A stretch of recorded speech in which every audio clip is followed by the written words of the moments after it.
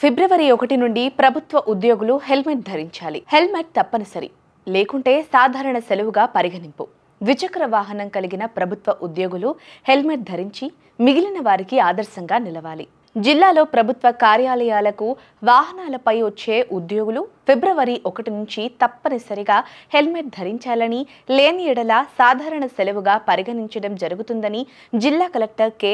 వెటిల్ selfie స్పష్టం చేశారు. సోమవారం స్థానిక జిల్లా కలెక్టరేట్ గోదావరి సమావేశ మందిరంలో జిల్లా అధికారులతో కలెక్టర్ మాట్లాడుతూ రోడ్డు భద్రతా నియమాలు అనుసరించి ద్విచక్ర వాహనదారులు ఖచ్చితంగా హెల్మెట్ ధరించాలన్నారు. ఇందులో భాగంగా జిల్లాలోని అన్ని ప్రభుత్వ శాఖల్లోని ద్విచక్ర వాహనం కలిగిన ఉద్యోగులు హెల్మెట్ ధరించి కార్యాలయాలకు హాజరై అందరికీ ఆదర్శంగా నిలవాలన్నారు.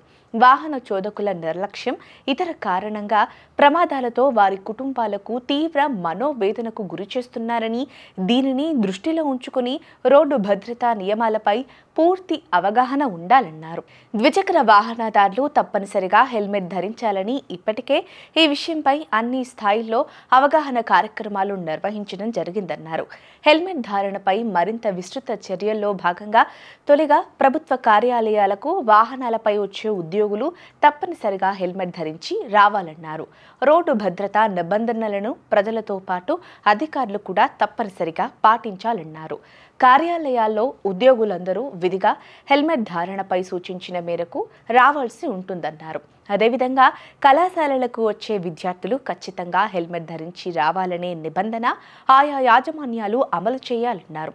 కళాశాలకు వచ్చే వాహనదారులు హెల్మెట్ ధరించి రాకపోతే నో ఎంట్రీ అని స్పష్టం చేయాలన్నారు. 1-2 సార్లు తొలిగా హెచ్చరించి తదుపరి కేసులు నమోదు చేయాలని స్పష్టం చేశారు. ఆయా కళాశాలల్లో నో హెల్మెట్ నో ఎంట్రీ విధానం అమలు అవుతున్నదని, లేనిది సంబంధిత అధికారులు పరిశీలించాలన్నారు. సమావేశంలో జిల్లా జాయింట్ కలెక్టర్ పి. ధాత్రిరెడ్డి, జిల్లా రెవెన్యూ అధికారి V. Visweswara Rao, Eluru RDO Achyuta Ambarish, DRDA PDR Vijayaraju, special deputy collector K. Bhaskar, వివిధ శాఖల జిల్లా అధికారులు తదితరులు పాల్గొన్నారు.